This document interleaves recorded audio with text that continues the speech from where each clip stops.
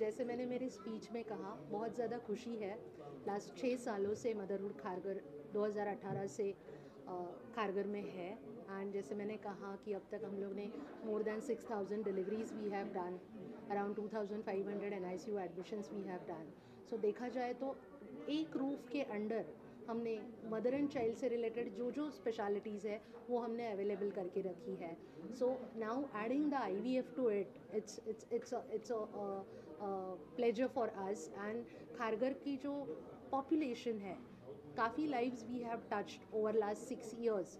तो ये जो है, जो कपल्स में फर्टिलिटी का जो प्रमाण, इनफर्टिलिटी रिलेटेड चैलेंजेस का जो प्रमाण बढ़ते जा रहा है, तो क्यों ना खारगर में ही एक एक्सपर्ट सेंटर हम उनके लिए बनाए। ये थॉट प्रोसेस के हिसाब से हम ये लेकर आए हैं and we are extremely thrilled about it. काफ़ी खुशी है। IVF हे जे सेंटर निघालं आहे, तर आपला जो एक सामाजिक बेस आहे त्यामध्ये आपण सर्व मातृत्वाला खूप महत्त्व देतो आणि मातृत्व हे स्त्रीसाठी सुद्धा एक स्वप्न आहे आणि तिची इच्छा पण असते।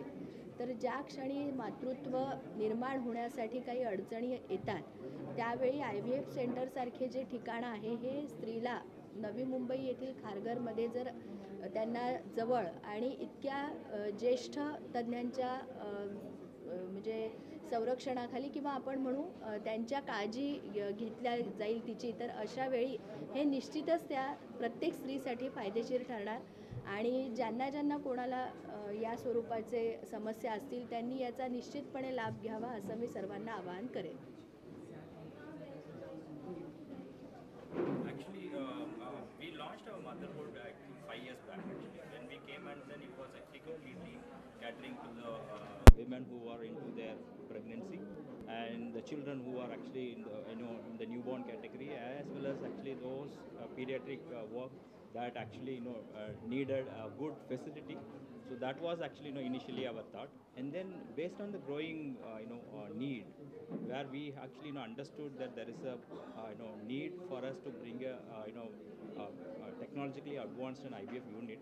So that is the whole concept of we bringing in this IVF here in Kargil. Yes.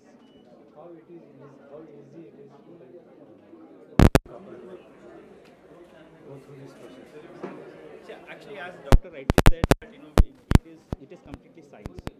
So when the patient and the new couple who is coming in, who is actually planning for their pregnancy and having difficulty in getting their natural conceive, so we normally actually, as Dr. rightly said, there are a lot of options available now.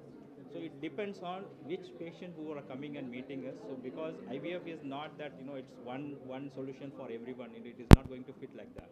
So it is going to be personalized approach that we will be normally doing with each and every couple. So that will be done by our expert clinicians, and based on the outcomes of all those diagnoses, then we will personalize the treatment according to their needs.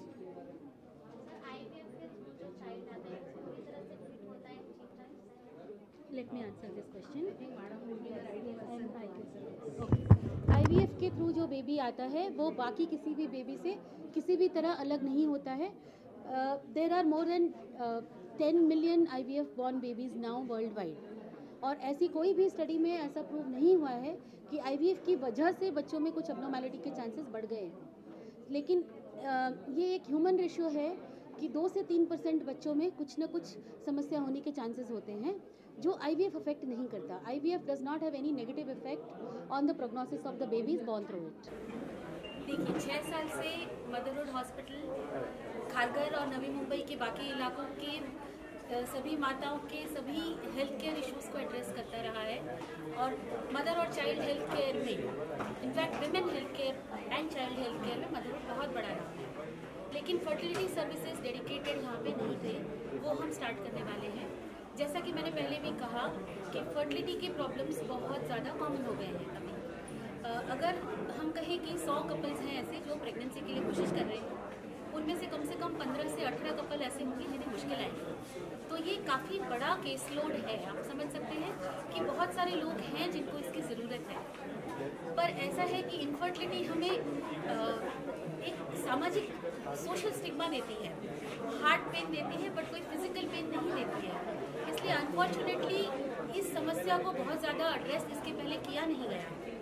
तो हमारी ये responsibility है as a leading mother and child health care facility कि हम स्त्रियों को मातृत्व धारण करने की क्षमता बढ़ा सकें और उनको इसमें असिस्ट कर सकें, उनकी हेल्प कर सकें कि वो अपने ड्रीम को, अपने स्वप्न को पूरा करें।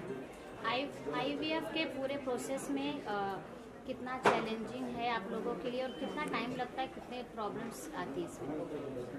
चैलेंजिंग तो है, ऐसा कहेंगे कि ये कॉम्प्लेक्स प्रोसेस है। इसमें काफ़ी कुछ इसका जो हिस्सा होता है वो शरीर के बाहर कंडक्ट करना होता है।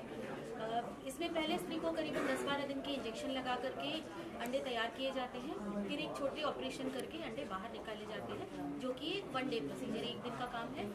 उसके बाद हमारी जो लेबोरेटरी है उसके अंदर हम भ्रूण तैयार करते हैं। उसके बाद हम महिला को बुला करके वो भ्रूण उनके घर में स्थापित करते हैं। एंड इसका परिणाम आने तक लगभग 2 हफ्ते और, यानी कि एक पूरा महीना स्टार्ट टू फिनिश आरंभ किया और उसका परिणाम आ गया, उसको लेकर पूरा 1 महीना लगता है। जी बिकॉज अगर हम देखें कि कौन से कारणों से फर्टिलिटी कम हो रही है या ये समस्याएं बढ़ रही हैं, उसमें उम्र का बहुत बड़ा योगदान है, स्पेशली लेडी की उम्र का बहुत बड़ा योगदान है।